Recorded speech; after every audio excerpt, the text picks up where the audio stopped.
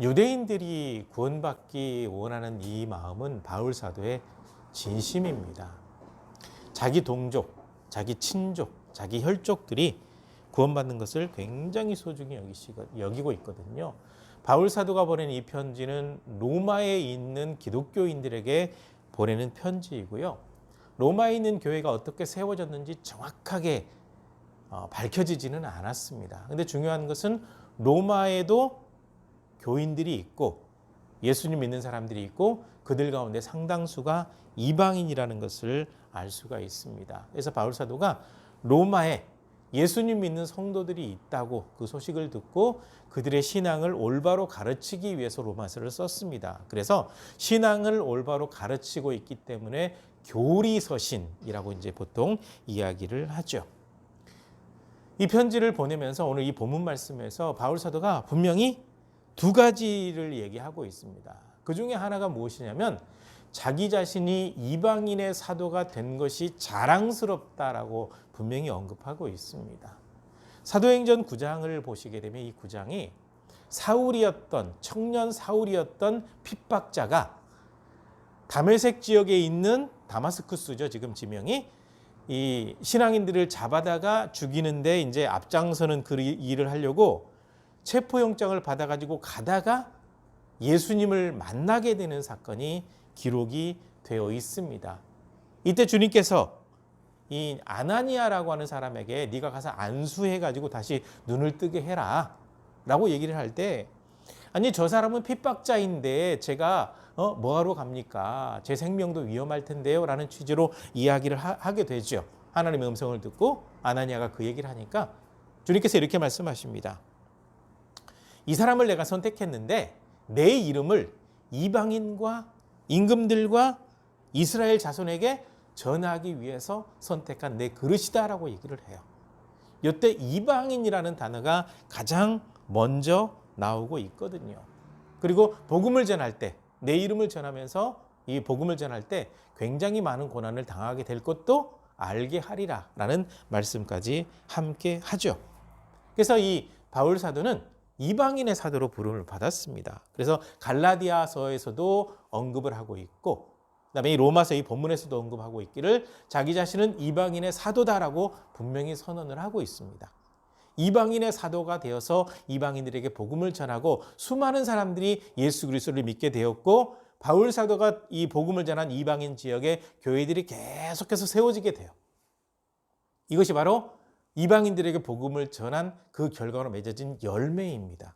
그래서 바울 사도는 당당하게 이방인의 사도인 것을 밝혀요. 그리고 이 복음을 전하다가 예루살렘에 갔을 때에도 이방인들에게도 구원이 있다라고 분명히 언급을 하죠. 그래서 바울 사도는 나는 이방인에게 복음을 전하도록 부름을 받았다라고 분명히 언급을 해요. 그리고서 한 가지 더 얘기를 하고 있습니다. 내가 이방인의 사도인 것을 자랑스럽게 여기고 있다. 그리고 열심을 다해서 이 복음을 전하고 있다. 그래서 수많은 이방인들이 예수 그리스도를 믿고 구원받게 하는 일에 앞장서고 있다. 그리고 이렇게 열심히 하는 일이 이유가 또 하나 있는데 라고 하면서 두 번째 취지를 얘기하고 있죠. 나의 동족, 나의 친족들이 시기심, 질투심을 느껴서 이방인처럼 예수 그리스도를 믿고 구원받게 하기를 원한다. 자기 민족들이 식이 났으면 좋겠다라는 거예요. 이방인들이 하나님의 은혜 받고 구원받는 모습 보면서 식이 났으면 좋겠다라는 거예요. 그렇게라도 해서 돌아왔으면 좋겠다라는 거예요. 그런 간절한 마음이 바로 이 바울 사도에게 있다라는 것을 분명히 이 본문에서 밝히고 있습니다. 그러니까 누군가가 구원받기 원하는 간절한 마음, 이것을 배웠으면 좋겠습니다. 이왕이면 우리 친족, 우리 모든 가족, 가까운 사람들, 지인들, 친구들. 바울 사도의 이 심정이 우리 가운데 있어야 돼요. 누군가가 예수 그리스도를 믿고 구원받았으면 좋겠다라고 하는 이 간절함이요. 주님의 때, 재림의 때가 점점점 가까워오고 있는데 신앙이 너무나도 많이 식어져 가기 때문에 우리는 지금 그 열정을 회복해야 됩니다. 그리고 하나님께서 이제 바울 사도가 이렇게 표현하게 된 이유가 있어요. 하나님께서 유대인들을 내버려 두셨거든요. 이 성경 말씀을 보게 되면 내가 너희를 버렸다라는 표현도 나와요. 근데 성경 전체적인 흐름을 봐야 될 것 같아요. 내가 너를 버렸다라는 본문을 딱 보는 사람들은 하나님이 유대인들을 버리셨구나 라고 이렇게 생각을 하는데, 저는 이 부분이 해석이 좀 잘못됐다고 생각해요. 내버려 두었다라는 말이 맞습니다. 그러니까 버린다라는 것은 의도적으로 멀리해 버리는 거고, 내버려 둔다라고 하는 것은 지켜본다라는 거예요. 이렇게 지켜보다가 기회를 준다, 아니면 기다린다, 이런 의미가 같이 담겨 있다라는 겁니다. 그래서 내가 너희를 버렸다라고 얘기를 할 때, 이것은 하나님께서 너희가 잘못된 선택을 해서 가고 있는데 내가 내버려 둘 것이다. 그러면 너희가 이방인에게도 끌려가고 우상을 섬겨야 되는 그 악독한 상황에 처하기도 하고, 그러면서 내가 진짜 하나님임을 알고 깨닫고 돌아오게 될 것이다라는 내용이 포함이 되어 있거든요. 선지서의 내용이 그렇게 되어 있어요. 버렸다라는 표현이 있습니다. 근데 제가 이 이스라엘 백성들을 하나님께서 버리지 않았다고 하는 이유가 무엇이냐면, 그거는 버린 게 진심이 아니고 내버려 두신 거예요. 깨닫고 돌아올 때까지 내버려 두셨다라는 거예요. 안타깝게도 깨닫고 돌아오는 사람들이 많지 않아서 문제가 되는데, 하나님은 수많은 방법을 통해서 그들이 깨닫기를 원하신다라는 거예요. 그런 의미이기 때문에 분명히 내가 너희를 버렸다라는 표현이 있지만, 저는 하나님께서는 이스라엘 백성들을 버리지 않았다라고 해석을 한 거예요. 하나님의 본심은 그들이 깨닫고 돌아오기를 바라시거든요. 분명히 예레미야서에서도 분명히 말씀하고 있거든요. 악인들이 깨닫고 돌아오는 것을 내가 기뻐한다라고 말씀하고 있거든요. 그러니까 누구든지 깨닫고 돌아오면 돼요. 버린 게 아니에요. 내버려 두신 거예요. 잘못된 선택을 했기 때문에 깨달을 때까지 내버려 두신 거예요. 가만히 지켜보자, 이거예요. 그러니까 버렸다라는 표현을 잘못 해석하지 않았으면 좋겠습니다. 잘못된 선택을 했을 때 버려두신 거야. 너네가 깨달아라. 근데 폭주해서 너무 멀리 가버리게 되니까 구원받는 자의 수가 점점 줄어들 수밖에 없다라는 겁니다. 그런데요, 하나님의 마음을 분명히 대변하고 있는 내용이 무엇이냐면 돌아온 탕자의 비유입니다. 둘째 아들 참 배은망덕하거든요. 아버지가 돌아가셔야 유산을 받을 수 있는 건데 아버지를 죽은 사람 취급해요. 유산을 미리 달라고 해요. 그래서 멀리 가서 그냥 방탕하게 살았습니다. 그런데 그 아들을 기다리는 아버지, 그 마음이 바로 이스라엘 백성들, 하나님을 떠나버린 사람들을 기다리고 있는 하나님의 마음이라는 것을 우리가 분명히 알 필요가 있습니다. 마치 버리신 것처럼 보이지만 그렇지 않아요. 기다리고 계신다라는 겁니다. 이것이 굉장히 중요해요. 그래서 바울 사도가 우리 민족들이 시기 질투가 나서 돌아왔으면 좋겠다라고 이렇게 표현을 하고 있는 겁니다. 그러니까 하나님께서는 버린 게 아니에요. 회개하고 돌아오면 언제든지 받아주시거든요. 하나님의 마음이에요. 하나님께서 원하시는 것은 죄인이 회개하고 돌아와서 사는 거죠. 잘못된 길로 갔던 사람들이, 하나님을 떠나버렸던 사람들이 회개하고 돌아와서 사는 것, 이것을 하나님께서 굉장히 중요하게 여기신다라는 거죠. 근데 오늘 이 본문 말씀 읽었는데 무슨 말인지 참 어렵죠. 아마 이제 농사 짓는 일, 특히 이제 과수원을 하는 일을 이제 경험해 봤던 분들은 무슨 의미인지 조금은 이해를 하겠지만 굉장히 이 난해한 부분이고 또 해석조차 좀 어렵게 되어 있어요, 이 본문 자체가. 네, 이 본문의 내용들은 이렇습니다. 잘려나간 가지, 참 감람나무에서 잘려나간 가지는 뭘 얘기하고 있는 거냐면 바로 유대인들을 얘기하고 있는 거죠. 그 다음에 돌감람나무라고 표현된 이 비유는요, 이방인들을 비유하고 있는 겁니다. 돌감람나무 가지에서 잘려가지고 참 감람나무에 접붙임을 받았다라고 하는 것은 이방인이 예수 그리스도를 믿고 구원받게 되었다라는 거죠. 참 감람나무에서 잘림을 당했다라고 하는 것은 유대인들이 하나님을 떠나게 되어서 잘려나가게 되었다라는 거죠. 바로 그런 의미로 사용을 하고 있기 때문에 그 의미를 가지고 다시 한번 읽어보게 되면 별로 어렵지 않을 겁니다. 그래서 지금 이 편지를 받고 있는 사람들, 그리고 유대인이 아닌 예수 그리스도를 믿고 구원받은 모든 사람들에게 던지는 메시지가 이 본문 속에 담겨 있습니다. 첫째, 이 메시지가 무엇이냐면 우리가 구원받은 것은 전적으로 하나님의 은혜라는 겁니다. 하나님께서 우리를 선택하셨어요.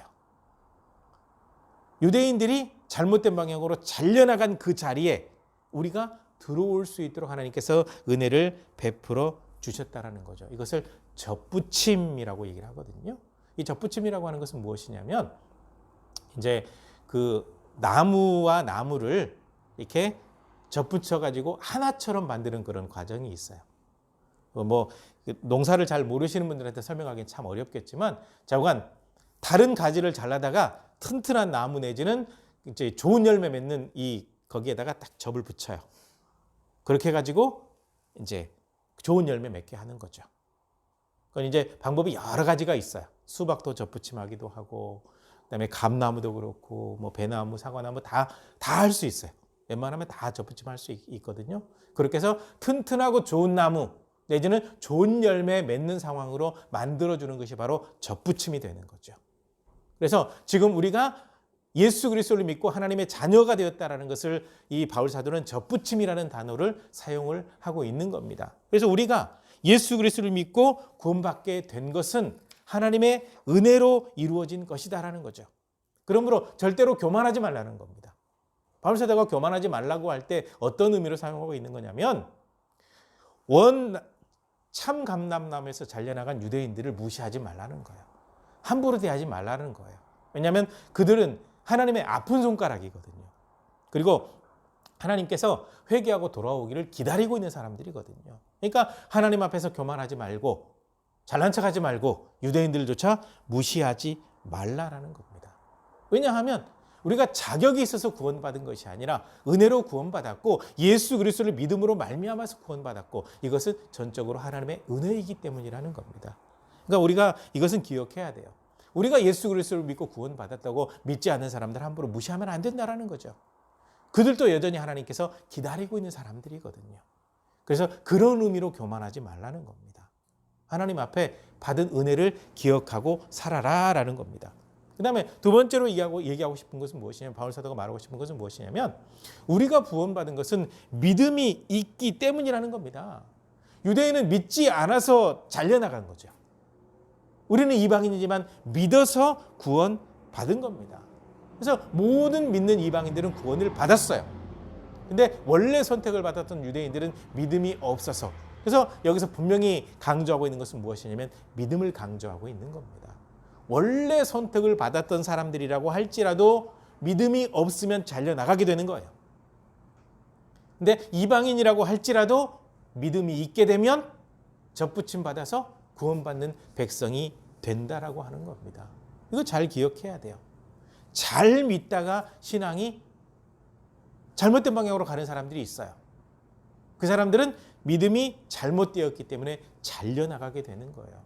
그래서 제가 항상 믿음을 잘 지켜야 된다고 말씀드린 이유가 바로 여기에 있습니다. 끝까지예요. 끝까지. 여러분 지금 베이징에서 동계올림픽 하고 있죠. 동계올림픽 하는데 1등 달리던 사람이 결승을 통과하지 않게 되면 어떻게 돼요? 실격이 되는 겁니다. 반드시 룰이 있어요. 끝까지 가야 돼요. 끝까지. 이게 굉장히 중요합니다. 결승선을 반드시 통과해야 돼요. 결승을 통과 못했는데 1등으로 달리고 있었으니까 금메달 준다? 아니요. 중도에 딱 포기하면 뒤에 오는 사람이 결승을 통과하면 그 사람이 금메달 따는 거예요. 신앙 똑같습니다. 그래서 바울 사도 같은 경우는 이 신앙의 삶을 경주에 많이 비유하고 있습니다. 달리게 하는 사람이 규칙대로 달려야 상을 받을 수 있다는 거죠. 달리는 사람이 끝까지 완주해야 상을 받을 수 있다는 거죠. 믿음을 지킬 때 바른 규칙 따라서 말씀대로 믿음을 지켜야 구원을 받는 거고 끝까지 믿음을 지켜야 구원을 받는 거예요. 그러니까 우리가 구원받은 것은 믿음이 있기 때문이라는 겁니다. 그러니까 지금 이 믿음을 잘 지켜나가는 것은 굉장히 중요합니다. 왜냐하면 믿음을 저버리게 되면 언제든지 구원에서 멀어지게 돼요. 믿음을 갖게 되면 누구든지 구원을 받아요. 핵심이 믿음인 겁니다. 유대인들이 왜 잘려나갔습니까? 믿음이 없어서요. 바울 사도가 분명히 언급하고 있잖아요. 믿음이 없어서. 안 믿었으니까. 선택받았을 때 이 사람이 처음부터 믿음이 없었습니까? 하나님과 동행했던 사람들이고 하나님을 경외할 줄 아는 사람들이었는데 하나님 말씀대로 이루어진 모든 역사를 안 믿어버리게 된 거죠. 믿음이 없어져 버린 거예요. 그래서 믿음으로 구원받았다는 사실을 분명히 기억하고 이 믿음 끝까지 잘 지키는 것이 중요하다라는 겁니다. 믿음이요. 끝까지 믿음. 이것을 강조하고 있습니다. 그 다음에 세 번째로 하고 싶은 얘기가 무엇이냐면 우리뿐만 아니라 모든 사람들에게 기회는 열려 있다라고 바울 사도가 언급하고 있습니다. 여러 본문에서 유대인들이 버림받았다, 버리셨다, 뭐 이런 표현들이 등장하고 있는 거거든요. 근데 버렸다기보다는 제가 내버려 두었다라고 표현을 했잖아요. 바로 그 이유가 무엇이냐면 예레미야 3장 33절에 분명히 이렇게 언급이 되어 있습니다. 주께서 인생으로 하여금 고생하게 하시는 것이 하나님의 본심이 아니시다라는 거죠. 유대인들이 고난 가운데 빠지도록 그냥 내버려 두신 것은 하나님의 본심이 아니에요. 하나님의 본심은 어디에 담겨 있는 거냐면요. 레위기하고 신명기에 분명히 담겨 있습니다. 레위기 이스라엘 백성들, 이집트에서 나왔던 이스라엘 백성들이 받았던 거죠. 신명기 이집트에서 나왔던 사람들 가운데 하나님 말씀 거역했다가 20세 이상으로 많은 사람들 40년 동안 광야에서 다 죽고 20세 이하인 사람과 새로 태어난 세대가 율법을 설명받은 것이 바로 신명기거든요. 여기에 담겨 있는 것이 무엇이냐면 가나안 땅에 들어갔을 때 너희가 나를 절대로 잊지 말고 내가 너희에게 준 율례와 규례와 법도를 반드시 지켜 행하도록 해라. 그리하면 너희가 그 땅에서 영원히 살 것이고 아무도 너희 땅을 침범하지 못할 것이며 함부로 너희 것을 빼앗아가지도 못하게 할 것이다라고 분명히 말씀하셨습니다. 그러면서 이 말씀도 하셨죠. 근데 만약 너희가 나를 잊어버리게 되고 내가 너희에게 명령한 모든 것을 지키지 않게 된다라고 한다면 너희 가진 것을 누군가 싹 빼앗아가 버리게 될 것이고 이 땅에 원래 살던 사람들이 이 땅을 더럽혔기 때문에 쫓겨났는데 그들이 쫓겨난 것처럼 너희들도 쫓겨나게 될 것이다.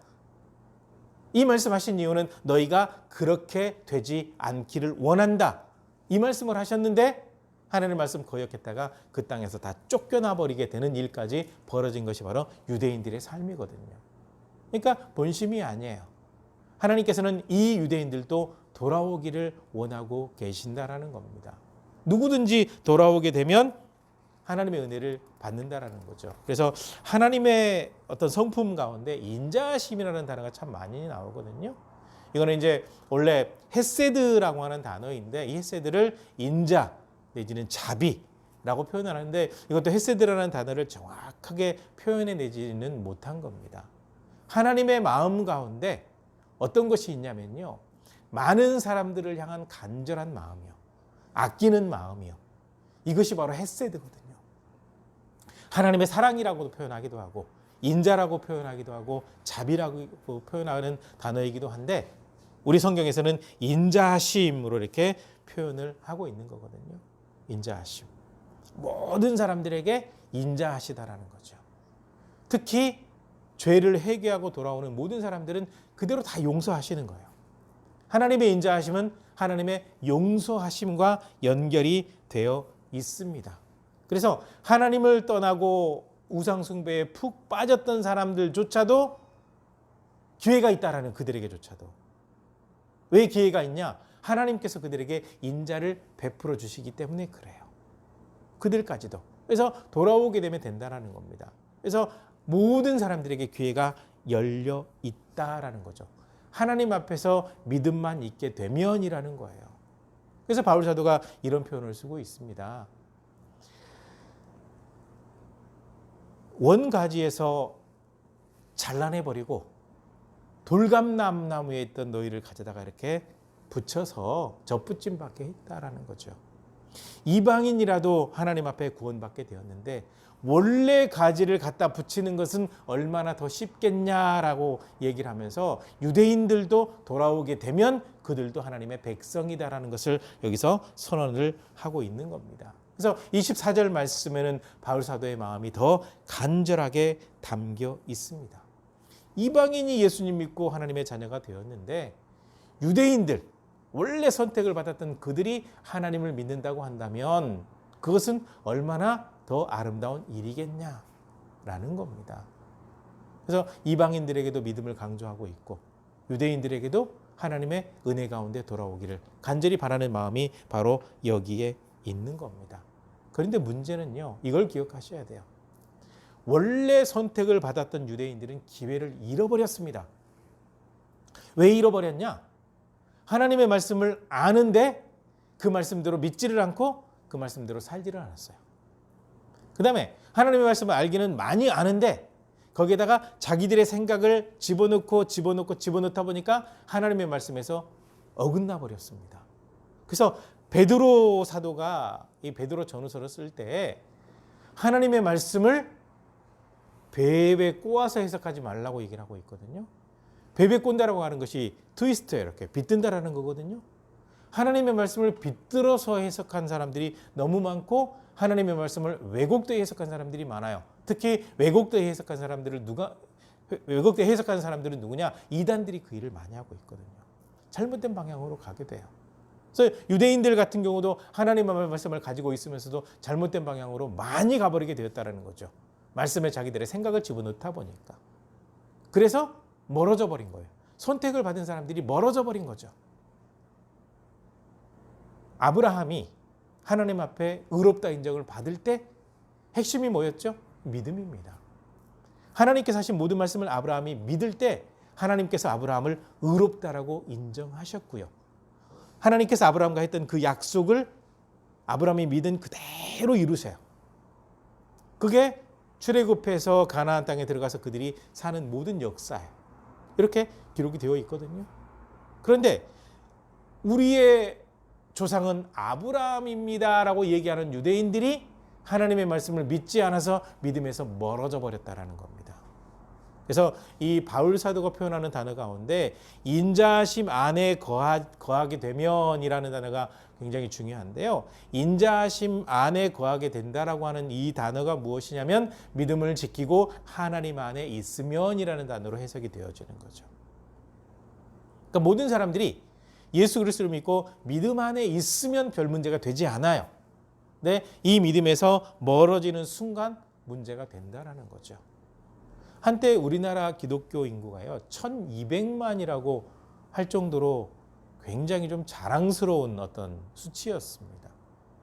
그런데 지금 현재 기독교 인구는 글쎄요 1200만 안 돼요. 몇백만으로 지금 줄어들었고 그것도 이단들도 지금 기독교인이라고 얘기하니까 그것도 포함되어 있어요.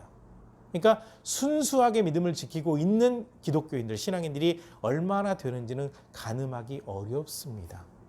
가늠하기 어려워요.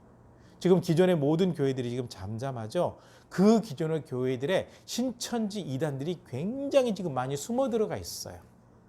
지금 이 혼란스러운 틈을 타서 굉장히 많이 숨어 들어가 있기 때문에 지금 굉장히 많은 허수가 있고 바르게 믿음을 지키고 있는 사람들이 얼마나 될지 우리가 잘 알 수 없는 상황이거든요.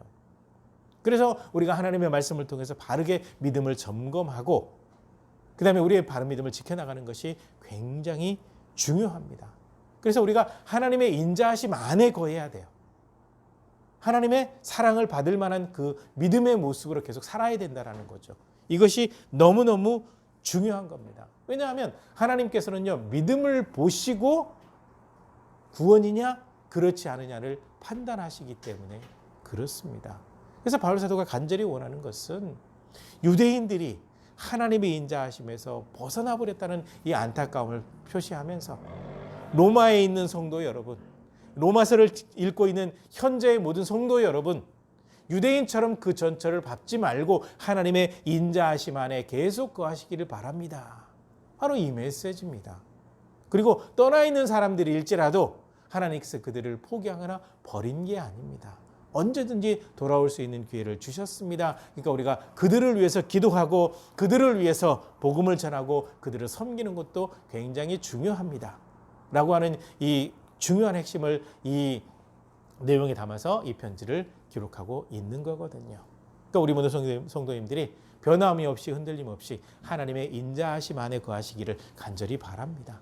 이 믿음 잘 지켜나가시면서 교만하지 말고 항상 겸손하게 많은 사람들의 구원을 위해서 많은 사람들의